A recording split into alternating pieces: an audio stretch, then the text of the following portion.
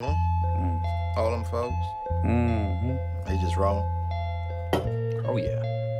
Been that way since one monkey looked at the sun and told the other monkey, he said, for you to give me your fucking share. People.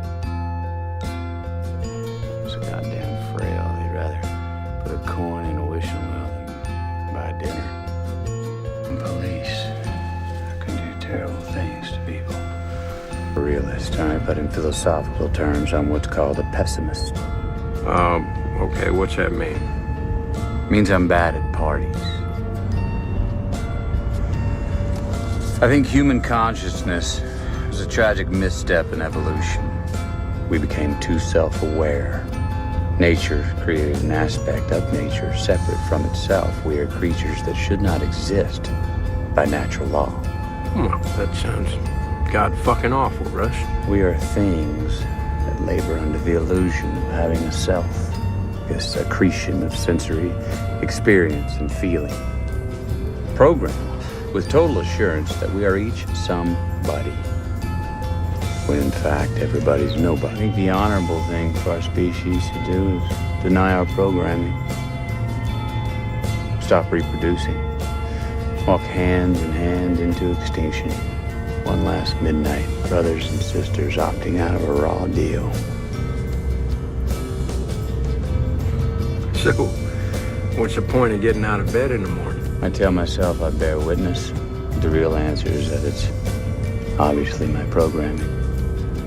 And I lack the constitution for suicide. I get a bad taste in my mouth out here. Aluminum. Ash. See, we all got what I call a life trap. There's gene-deep certainty that things will be different. That you'll move to another city and meet the people that'll be the friends for the rest of your life. That you'll fall in love and be fulfilled. Looking fulfillment. And closure. Where the fuck those two fucking empty jars to hold this shitstorm. Like nothing's ever fulfilled. Until the very end. Closure.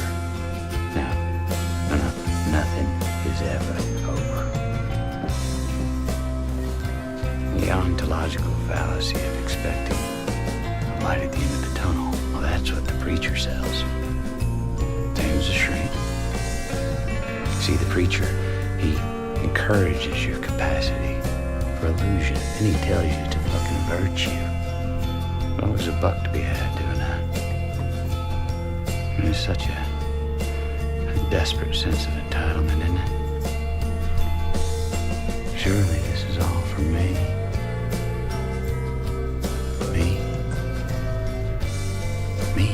Me, I'm so fucking important.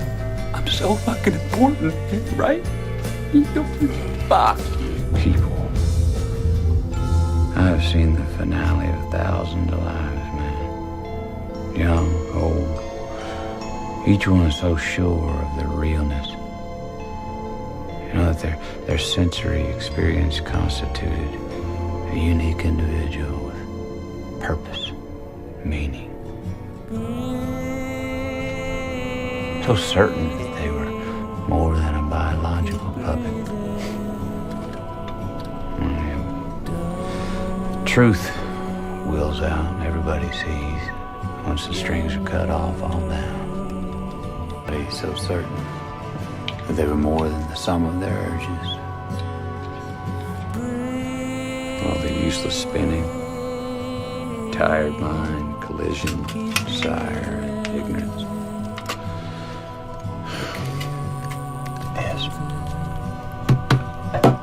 This is what I'm talking about. This is what I mean when I'm talking about time and death. Futility.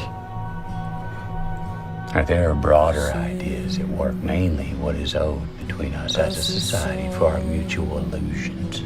Our 14 straight hours of staring at DBs. These are the things you think of. You ever done that?